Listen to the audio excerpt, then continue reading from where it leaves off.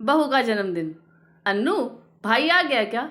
मोहिनी ने अपनी बेटी अन्नू से पूछा। हाँ, आ गया मम्मी, पर नीचे से ही भाभी को लेकर चला गया। कह रहा था मम्मी को बोल देना थोड़ी देर में आते हैं। अन्नू ने मोहिनी को बताया। देख अन्नू, तेरी भाभी दीपाली के काम। रात को 8 बजे मनीष थका आ रहा आया, ऊपर भी नहीं चढ़ने दिया, नीचे से ही लड़के को लेकर निकल ली।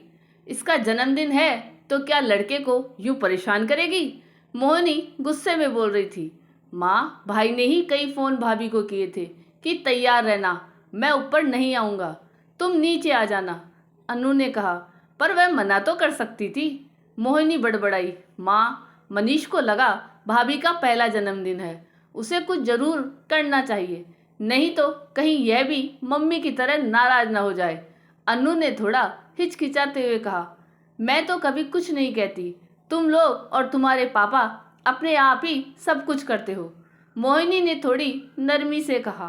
पर माँ, भाई को आपका वह जन्मदिन भी याद था जब शाम को आप पापा पर बिफर गई थी, सब सामान बिखेर दिया था कि यहाँ तो किसी को किसी का इतना खास दिन भी याद नहीं रहता।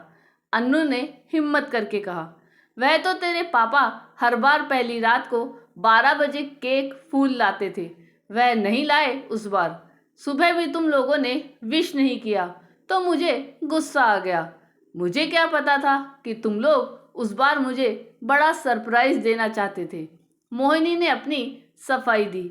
माँ, मनीष वाइफ को वैसे ही तो हैंडल करेगा जैसा उसने देखा है। उसने तो बचपन से देखा है कि पहली रात को 12 बजे शुरू करके अगले 24 घंटे तक सब कुछ छोड़ छाड़ कर पत्नी का जन्मदिन मनाओ। कितना जरूरी हो उस दिन कहीं गलती से भी बाहर का प्रोग्राम मत बनाओ। भाई तो फिर भी दफ्तर भी गया।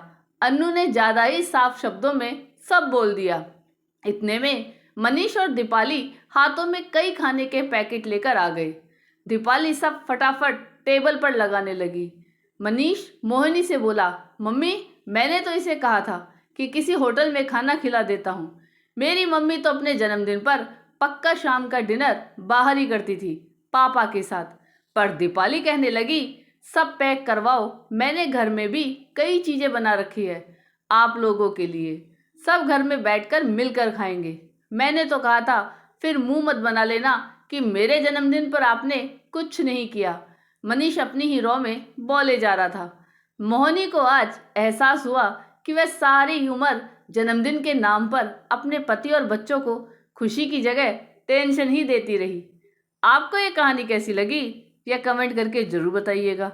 चैनल पे नए हो तो सब्सक्राइब जरूर कीजिएगा और वीडियो को लाइक और शेयर कीजिएगा। धन्यवाद।